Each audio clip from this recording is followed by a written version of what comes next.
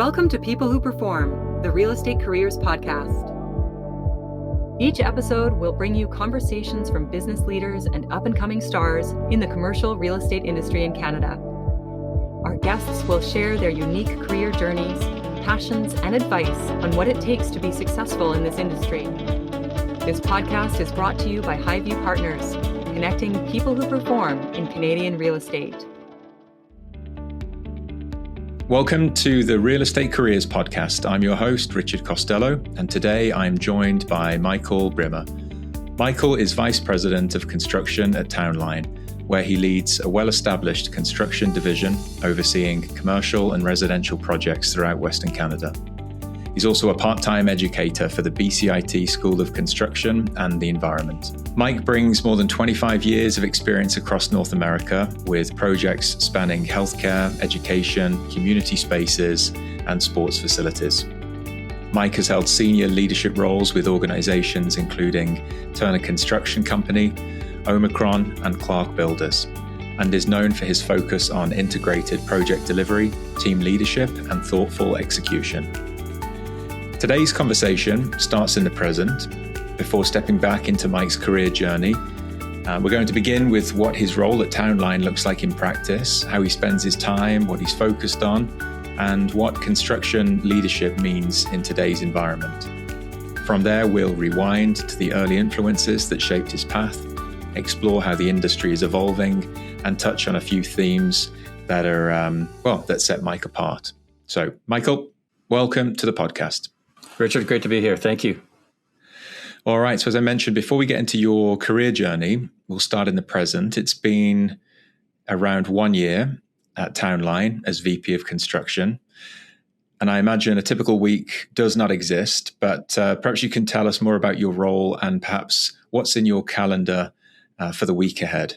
Yeah, actually, this is kind of a fun week. I have a number of mentee-mentor sessions this week. I have a trip to Victoria coming up on Friday, where there's actually in Troba's doing a Pachakacha event on Friday evening. So that's where basically I think you have something like 20 slides and it's 20 seconds and it's timed and there's no stopping or pausing. And so the team in Victoria and us are gonna can attend that. So that'll be pretty cool. And then obviously the odds and ends of project meetings, client sessions.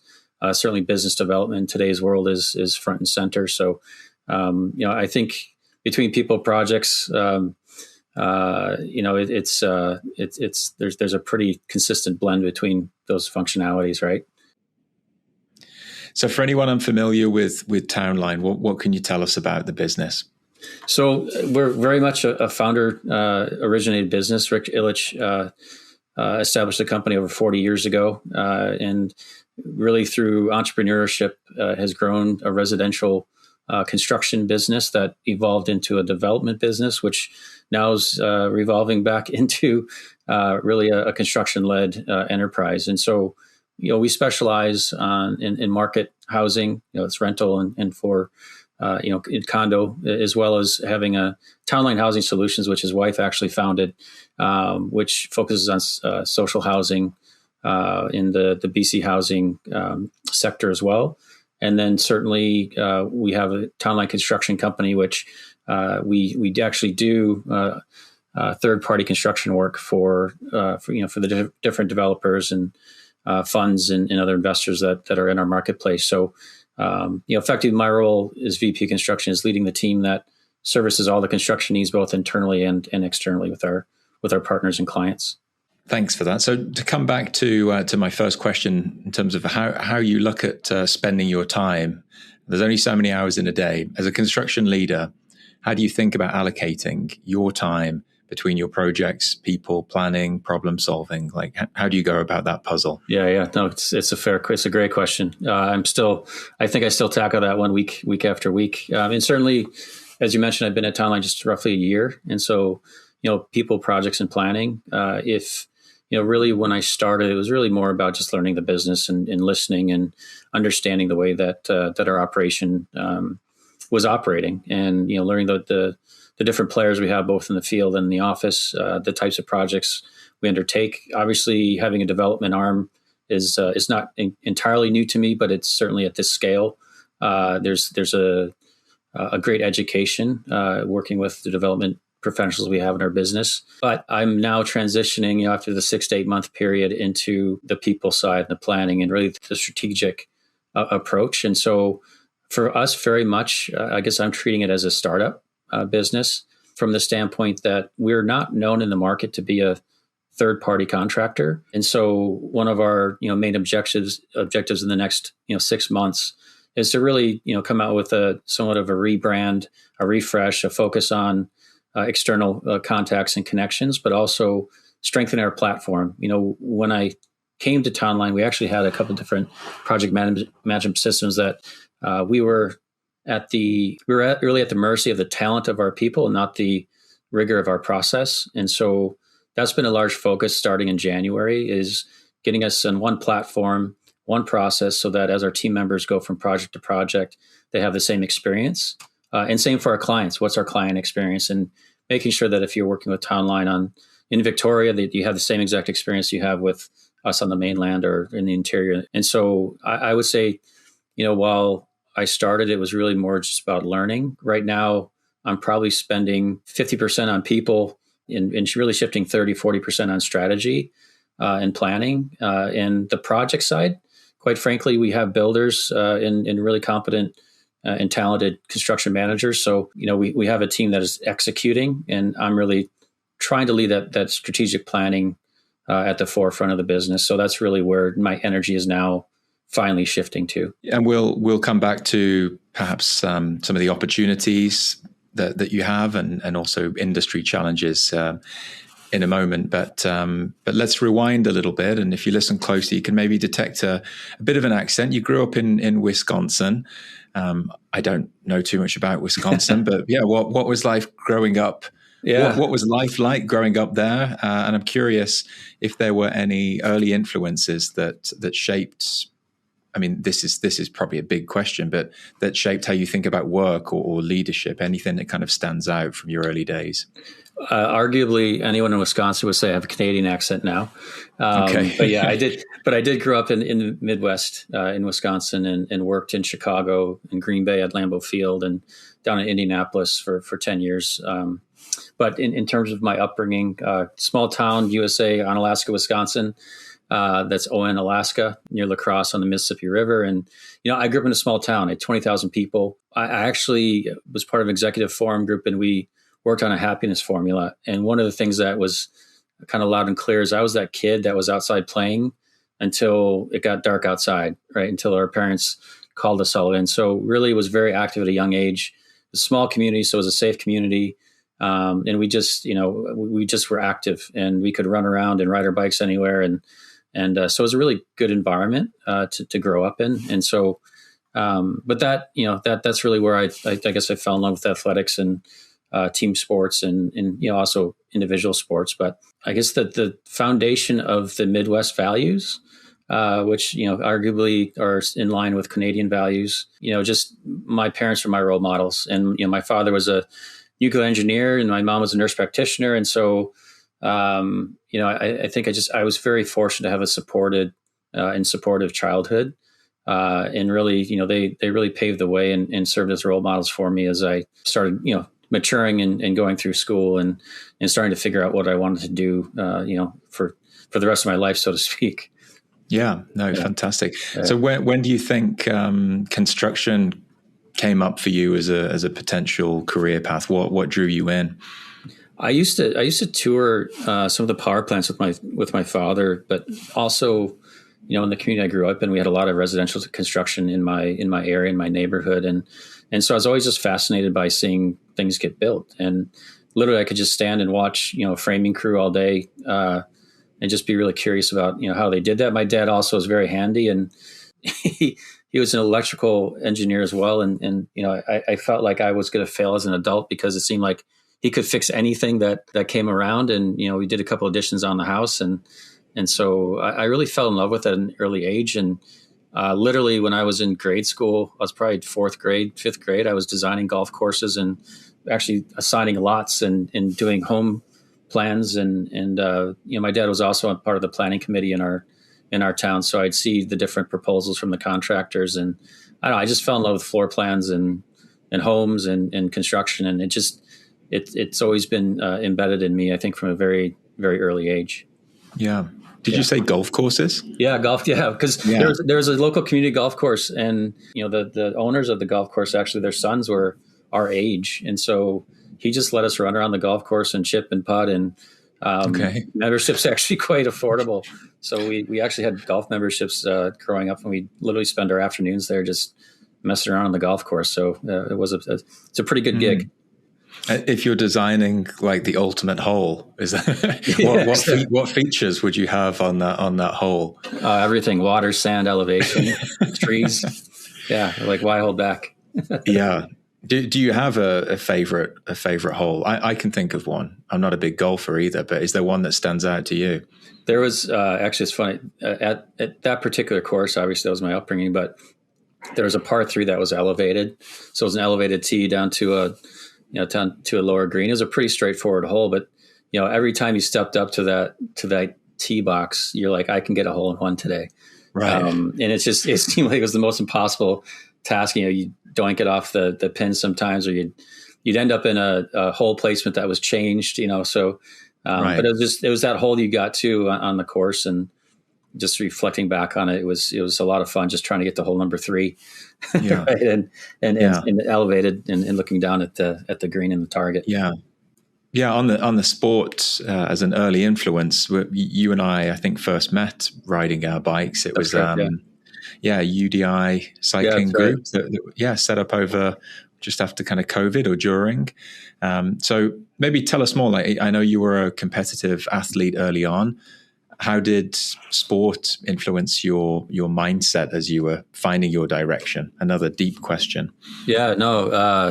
Those UDI rides were great. It'd be great to bring those back, and credit to you for facilitating those. Those are fantastic. I started swimming at a very early age and competitively, and I found success through swimming. And one of the unique things is, unfortunately, that my school system didn't have pools, so it was a club sport. I grew up in the YMCA, whether it was flag football or soccer, or obviously swimming.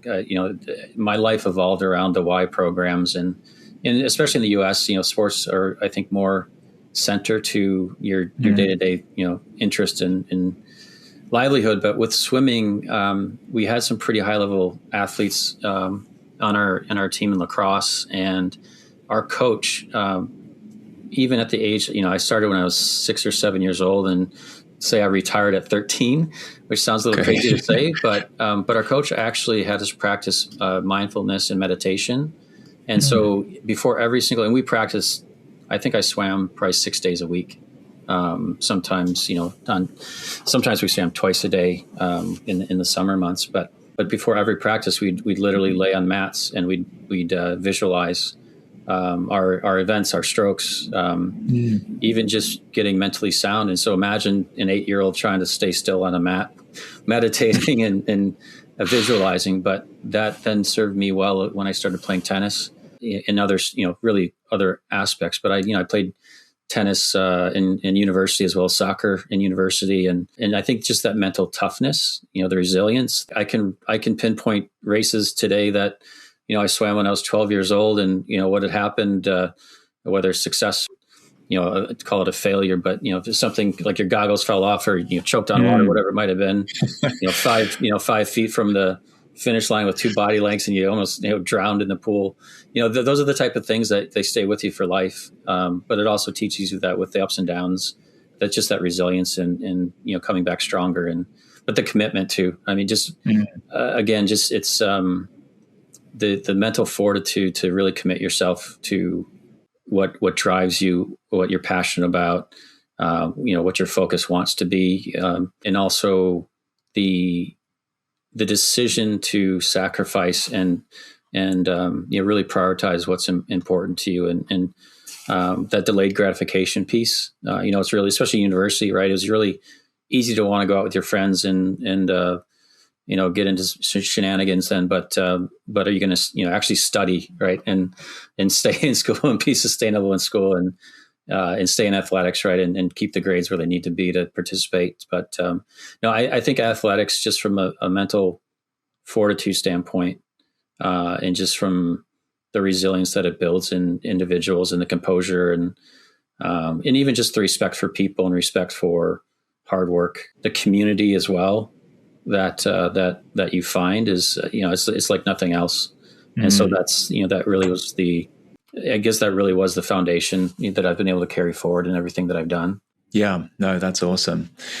Yeah. Lots of things to come off that. I mean, from like the impact of a coach, at a young age, and just like, what that can mean for your formative life. It's pretty amazing. Yeah, absolutely. And I think about tennis is a tough one. Talk about like the mental resilience, like the way that momentum can shift throughout a tennis game. I don't know how those people handle that pressure. At the elite, I'm amazed at the elite level when if you can actually go to a professional tennis match and watch that level of athleticism in motion, just again, the mental toughness, but also the physical intensity that they're delivering on every single shot that they're making and the shot making that they undertake. I actually had a poem that I used to read before every tennis match called, it was Charles Swindoll. Swindoll was the author of it. It was called Attitude. And I would read that. I still have the tattered piece of paper today in my tennis case, but I would read it before every match, and it just was something that just grounded me and centered me. And even an hour before, really the day of a tennis match, you probably couldn't talk to me, but even an hour before the match, I go into my zone, and even on a crazy bus or van, with your teammates, just really getting dialed in and focused. And yeah, there's so many parallels that you can draw from being able to really focus in when things are crazy, especially in the marketplace today, where there's challenges all around, and just being able to kind of stay focused on what's important and really try to you rid yourself of the noise and distractions that can be out there is obviously it's been serving me quite well. From a hiring perspective, is it something that you've looked at in the past? Like, have you found yourself being drawn to people that have got that kind of competitive sports background? 100%. Yeah, it's interesting. If you've been a college athlete, and even just even high school or grade school or some kind of club sport, if you've been in that team environment, more times than not, you likely have that DNA of collaboration and teamwork and really working together and being able to place your ego behind the greater purpose of the team. And I definitely have been drawn to those that have any passion, really. I mean, it could be, they could play piano or violin or maybe they're an artist. If someone has a passion, that's that fire in their belly, so to speak. Like, that's what I've always been, attracted to in that hiring process. But certainly if you've been an athlete, and especially in a team sport, I'm definitely that creates that, connection, obviously, and that synergy that, that they likely speak similar language as you do. Yeah, no. Well, thanks for sharing that. I want to kind of get into what's happening in the industry at the moment. So from your perspective, what are the biggest challenges facing the construction industry today? Yeah, that's how much time do we have? I know. It's interesting, and this is where resilience really comes into play. I think this is my third or fourth cycle, I would say. It's my first residential cycle in Vancouver. But what's interesting, and as I've even just been getting more in depth and more in tune with the residential market, it's shocking to me that 35% plus of commercial condominium costs, or even the rental costs that are transferred to future homeowners, 35% plus is really in the permitting fees and the DCCs, so the development costs that are being charged by municipalities, the taxes that obviously we face here in Canada, much less British Columbia, and those costs get passed on to the consumer at the end of the day. And then even just going down the life cycle in the residential market, if you think about a new home buyer, you're paying 5% GST, You're paying for land transfer tax. Certainly there's the realtor fees. And so think about that person buying that brand new home, paying land transfer tax, plus the 5% GST. And then fast forward a couple of years in the market that we're in today, if those people are needing to relocate or sell their home, they're now trying to recover the land transfer tax of 5%, right? Much less all the DCCs and everything else that's been passed on to them.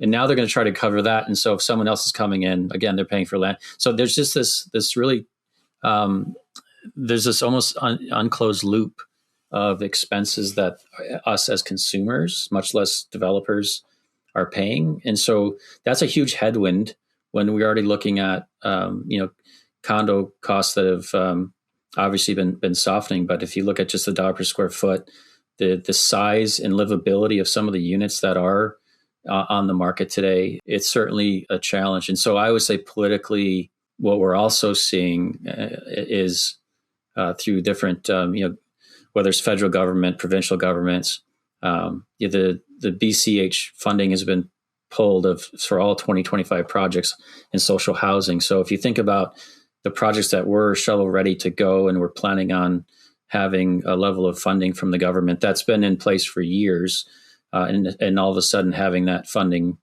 pulled, now there's thousands, hundreds and thousands of units that no longer have funding. And the government's pivoting now to what they're calling a DASH program. So it's effectively a manufactured approach to penalization. Volumetric is the module that you hear about, but when government is dictating how construction and development is to deliver product, it's a very inefficient pivot. It's a very inefficient shift. Really the open market, the free market, we should be the ones dictating the most efficient and most effective way to deliver a housing product, whether it's social or market, to our communities. And so we're at a very interesting inflection point. And so from a headwinds perspective, that's really what we're trying to decipher today is where is the funding coming from for the social projects, which entity of government is going to be funding and sourcing those projects. And then certainly the affordability aspect on market, market pressure, market rental, market condo, the numbers simply are not working. And again, going back to the 35%, call it fees and in DCCs, development costs, that's a hard number to try to overcome. I think what we've heard a lot about tariffs in the last year and a half or so, and certainly what's happening down south is not helping anyone, and politically as well. So there's definitely uncertainty there. I've actually seen foreign investment, and this is even pre-Townline days, that we're looking to build labs in Vancouver, but because of the political climate both in Canada and in the U.S., they've retracted their funding and their interest in North America. And now certainly I think some of that's starting to come back to Canada, at the very least. But that was something that's pretty rare when you see some of those foreign dollars, pulling back because of some of the policies we're seeing in immigration that is just hard to overcome. Yeah. No shortage of challenges. Do you see any opportunities? Like where are the opportunities in, I don't know, delivery models? You mentioned kind of the modular, how we plan projects, talent, technology. Yeah. What are some ways to mitigate the headwinds? Yeah, completing the thought, like on tariffs in a commercial project, really they only impact 1.5%. If you actually look at the amount of the tariff on, say, a product coming out of the U.S., it's really a rounding error. So it's almost like tariffs have been an excuse. So with that, we're working very hard, and our market's working very hard on how do you unlock those stuck projects.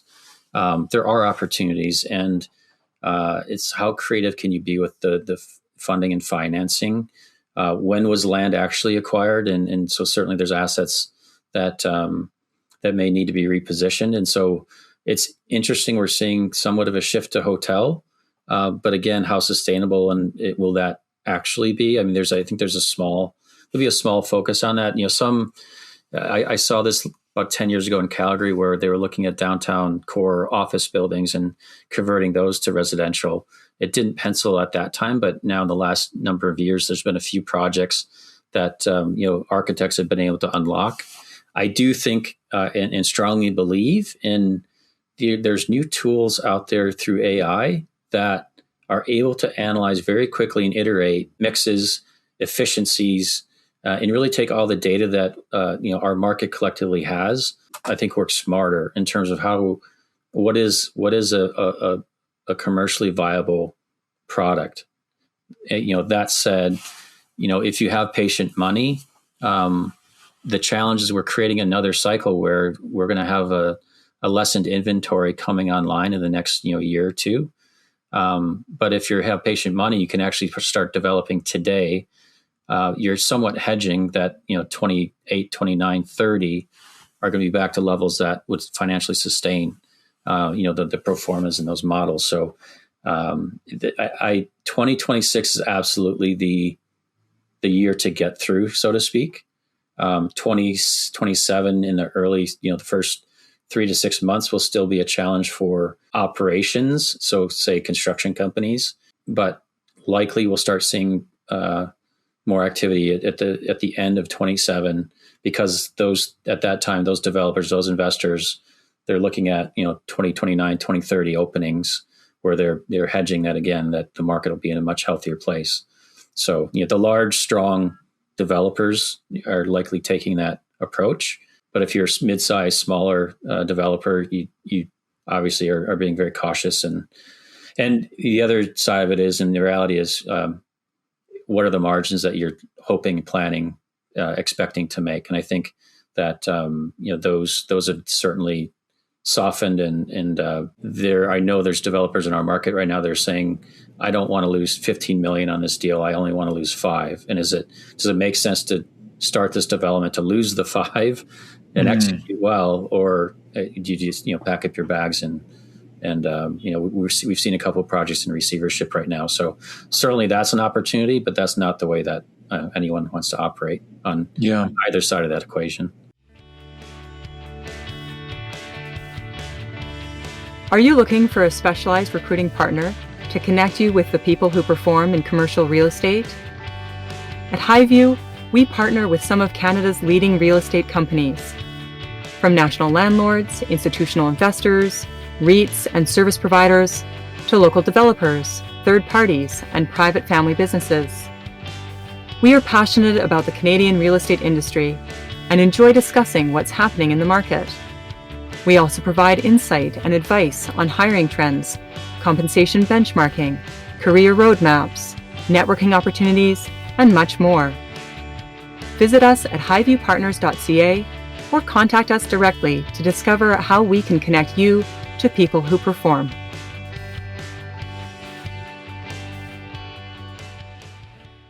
Mike, I want to move on to kind of leadership and your perspective on this. So in doing my research, I noticed, I don't know whether it's something you've written or said, but how courage can be a guiding principle.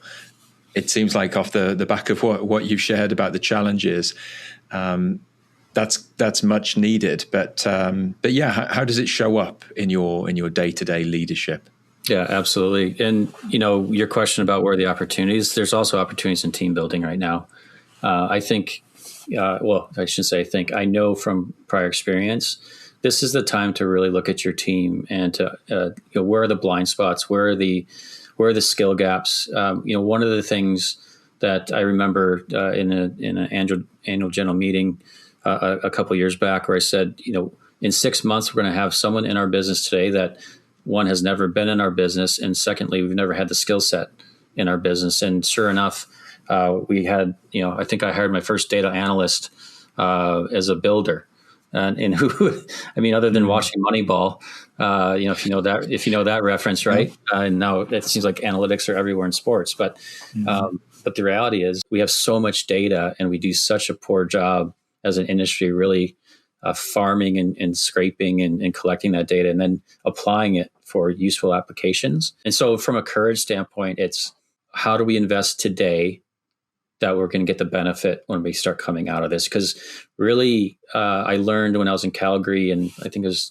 20 2013, I remember oil and gas went through a very rough patch almost overnight. And that was a time when we decided to double down on how do you create a solid foundation? How do you make sure we have the right people in the right seats? Again, where are the skill gaps? Where are our blind spots? And we invested in finding the best people we could in the marketplace at that time. And within 6 months, we started seeing activity and away we went. I also remember, this is even probably more pertinent, but when I was at Turner years ago, Peter Davern was our CEO, and there was I think it was actually during the .com period, if you remember and recall that period. What happened was all these business units across the country, because Turner very much was a college-driven recruitment plan. So hire young, hire out of school, develop, train, and in 4, 5, 6, 7 years, you have a really strong mid-level group. And what happened was about a 2-year period, the business unit stopped hiring kids out of school. And so all of a sudden, Turner created this, and I'm sure other companies across the U.S., they created this skill gap where now you had senior leaders and you had very junior people. And I remember Peter Davern did a bit of a roadshow, and he said, "This year looks like another challenging year. We have a war chest, and you will hire the prescribed number of college students coming out of school, because 3 years from now, 4 years from now, I don't want to hear that you don't have enough, mid-level talent in your business units, and we will invest in that." So I took that, I guess I've taken that forward, where I guess having the courage and belief that we can make really tough, difficult decisions in the face of adversity, believing that we're doing the right things, believing that we're moving the right direction. And the courage, the other side of the courage coin for me is really making difficult decisions when it's maybe unpopular or it's just simply the right thing to do. And so, yeah, it's definitely been foundational for me throughout my career. And that's really how it shows up in my world. Yeah. No, that's a great answer. You might have checked this one off. My next question is about some of the lessons learned. So you've been at this 25 plus years. Are there any lessons that you find yourself coming back to most often? Yeah, actually, I had a UDI mentor-mentee session right before this, and one of the questions is how have you been successful in your career? And I remember sitting with Tim Bischoff, a project executive. I was up at Lambeau Field. And I said, and I think I was 25, 26 years old. And Tim was a project executive at the time. And I said, "Tim, how have you been successful in your career?" And he said, "You surround yourself with really talented and smart people, and you put them in the right positions to be successful. And then you get out of the way." And, that stuck with me through my entire career. And I've seen, unfortunately, organizations where you have leadership that may be intimidated by those up and coming individuals or the high potentials, which is really, unfortunate. But, my lessons learned is I hate being, and I'm not saying I ever am, but I hate being the smartest guy in the room because it's so much more interesting to have a bunch of talent and diversity of ideas, sitting around in project meetings and learning from one another. Yeah, for sure. Yeah.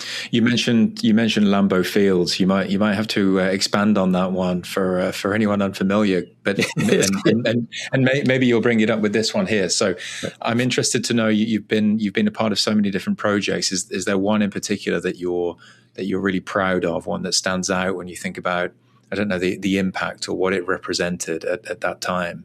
Yeah, I could honestly, I've been very fortunate. I've worked on Butler Hinkle Fieldhouse. That's where this really dates me. But if you remember the movie Hoosiers in Indiana, that's actually where Hoosiers was filmed. If you're in Indiana and love basketball, exactly what I'm talking about. Yeah, I think it might be lost on the audience here, but potentially. But it's a historical gymnasium. And the Butler Bulldogs actually went to NCAA Final Four maybe, 12, 15 years ago. So they, it's kind of like the David and Goliath, and they were the David. Right.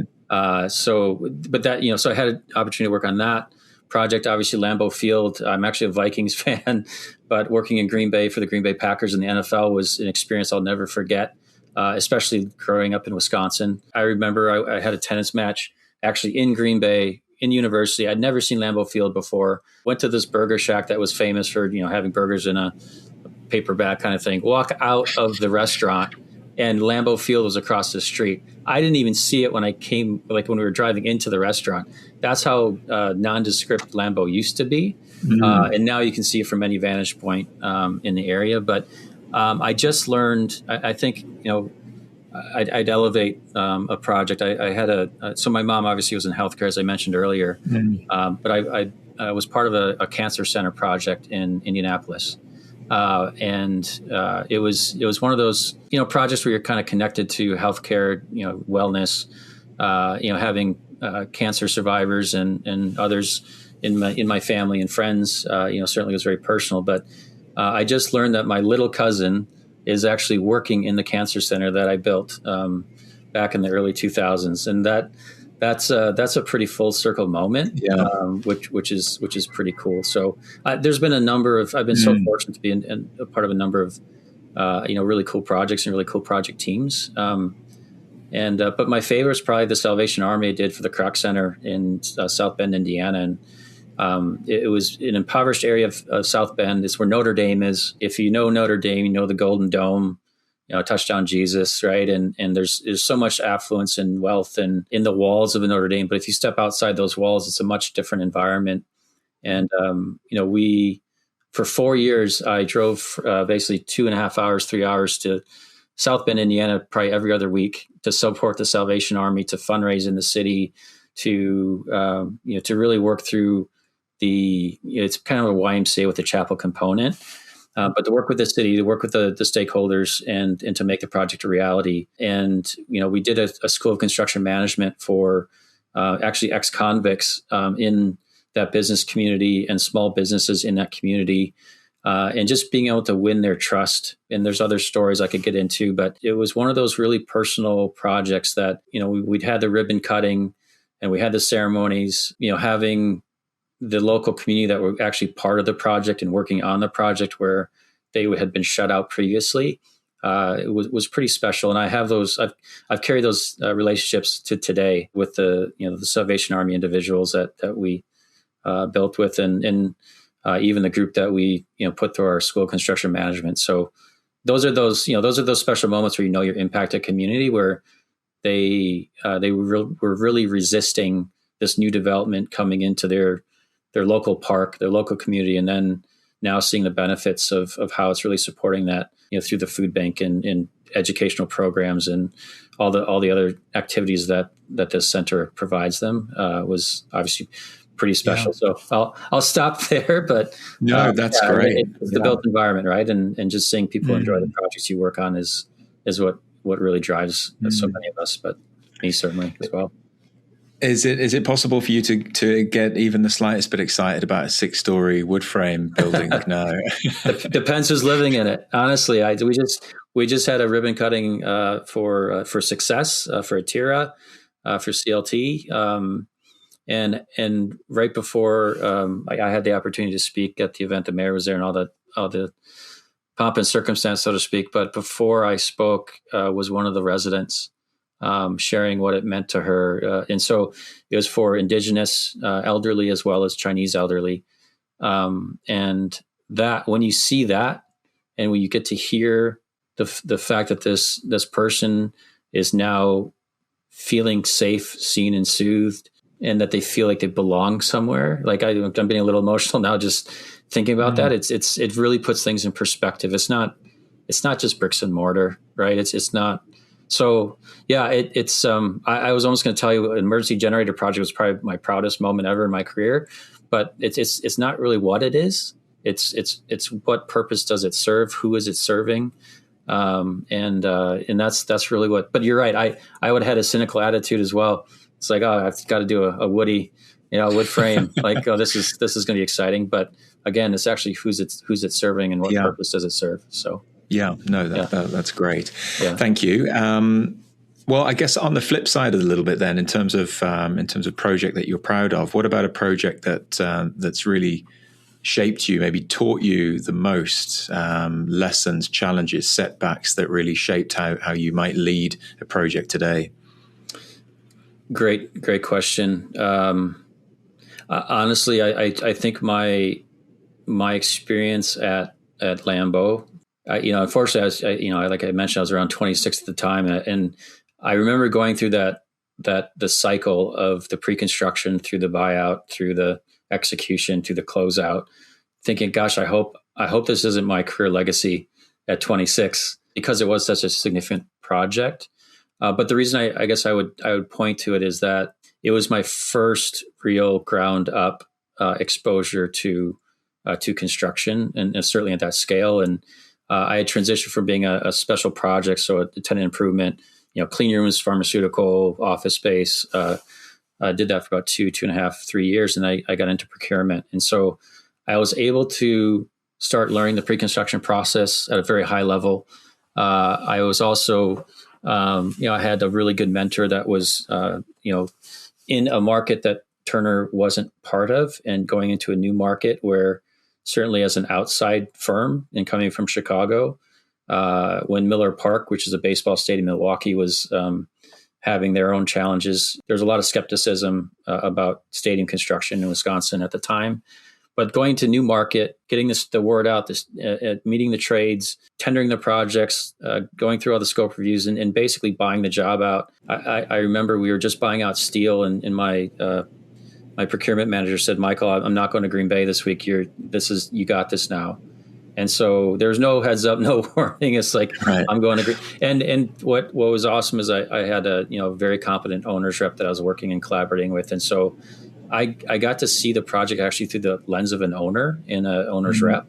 And then I bought the project out, and I became a superintendent in the field. And, because of my background, because I was one of the last superintendents, I had the bowl construction, I had all the Hall of Fames and the restaurants and the pro shops and all that. I had a concourse level as well. And so, I basically had the whole life cycle of the project. And then there was a second phase where my responsibilities continued to grow.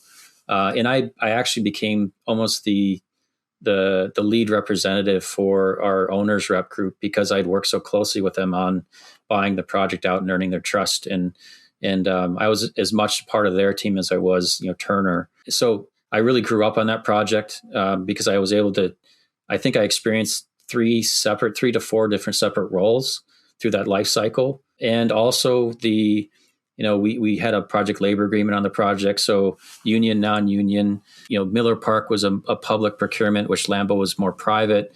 So the Justice Department got involved, and even just being part of an interview process where I was the lead for Turner and answering all the questions that the Justice Department had on our procurement practices. And, being in that room and seeing them all start putting, these 20 attorneys putting their pens down, because they realized that there was nothing there and that we're doing everything by the book. And there's just those little moments, right, where you start realizing, I think I'm finally arriving and becoming my own professional and since my own. But, you're realizing you're starting to operate at a very high level.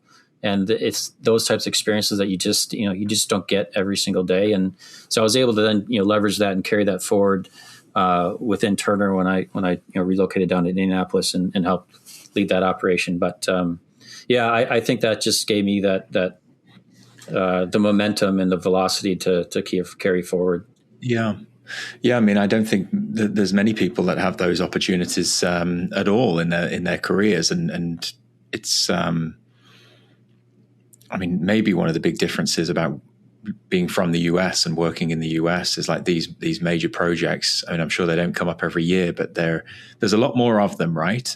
For sure. Yeah, no question. Yeah, they're real one-offs in Vancouver, that's for sure, and other parts. But no, that's awesome. So trends. So looking forward, Mike, what trends do you think will have the biggest impact on construction over the next 5 to 10 years? So trends, that's a great question. I believe that AI is going to impact the way that we work and how we work. There's a lot of discussion around contract deliveries. Quite frankly, whether it's the alliance model, whether it's IPD, whether it's construction management, if you provide a competent and collaborative architect, a competent and collaborative builder, a progressive client, if you just marry those three things together and then a trade base that's supporting the vision of a project, I actually think that these different contract models that we continue to evolve around, they're more fads to me than they would become table stakes in terms of the way we do business. But what's tried and true is the fact that I believe our industry is finally waking up to the benefits of leveraging technology.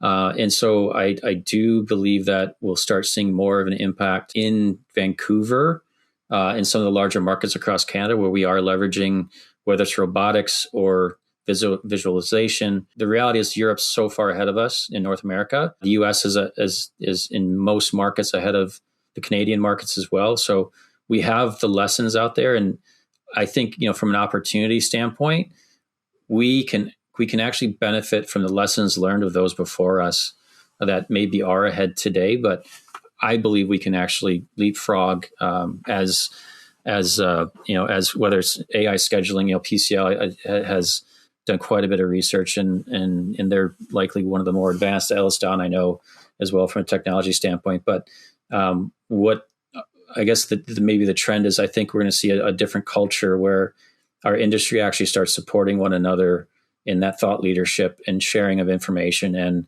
I'm not seeing the same protectionist type attitudes that we've seen in the past, and even with the way that people move around. So technology has to be, we've been such a dinosaur and slow moving, but we don't have a choice today. So I do believe that in the next 3 to 5 years, you're going to walk on a project site and you're going to see a much leaner, more strategic, prefabrication and panelization and all those, the pre-planning aspects. I think we're going to see a lot more of that as we move forward. So, the sites will be cleaner, safer, more productive.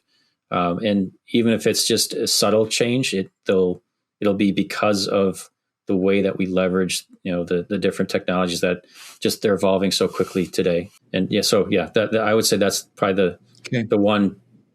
I'm not sure if it's fair to say a trend, but I think that's definitely the direction we're headed. Okay. No, that's great. All right, I'm going to bring it back to sports. So I don't know how you find the time to do all of these things, but it's been swimming, triathlon, tennis. You've got them all sort of marked off. Like what are you into these days? What's kind of keeping you busy outside of work? Yeah, I mean, I dedicated really the last, I'd say 2 years to my career again, ironically. But I'm actually pretty excited. I have a new gym membership starting on Monday. So It's actually functional fitness, functional training, a lot of more strength training now, obviously getting a little bit more advanced. It's important to keep, to keep our muscle mass and our health that way. But I do plan to get back into triathlon. And just, slowly, it's